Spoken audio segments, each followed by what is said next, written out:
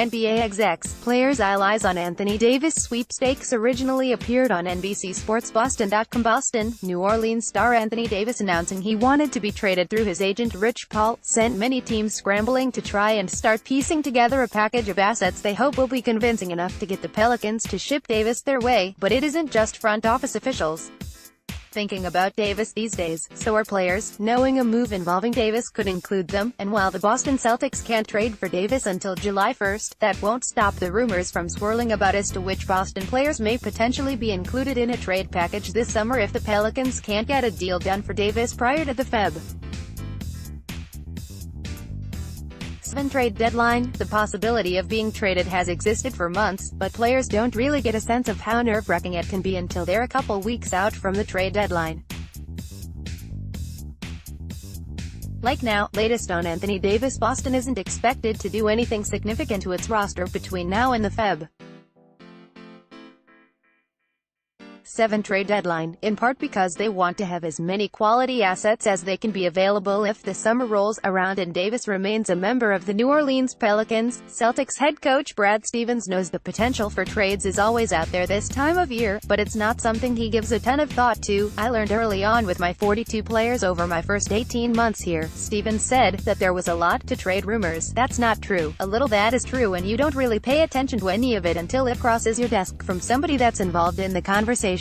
But with a team with so many relatively young players, it becomes even more imperative that a fairly open line of communication exists, because the trade rumors do have the potential to impact their play in a negative manner if allowed to fester and not be addressed in a meaningful manner. We talk about that stuff with them all the time," said Stevens, who added, "It's not my job to be in those conversations. My job is to coach the team, and I've never been on a phone call with another GM talking about other players. It's not my role with this organization." Yeah, I'm sure Danny Ainge, president of basketball operations, has those conversations all the time. Assistant GM Mike Sarin and that whole group. Al Horford, now in his 12th NBA season, knows all too well how this time of year can be one of nervousness and anxiety for younger players, the kind that comprise a significant and integral part of the Celtics roster this season. Horford said the key lies in how locked in the players are, game to game. "We just need to focus on what's in front of us," Horford said. "Those things, trade rumors, are always going to be there. The best thing is probably not read or get into all that stuff.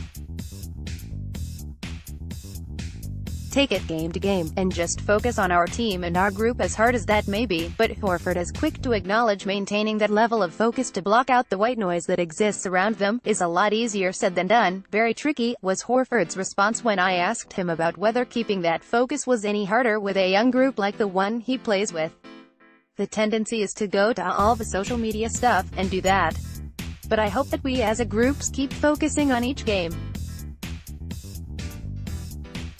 I felt tonight our focus was really good.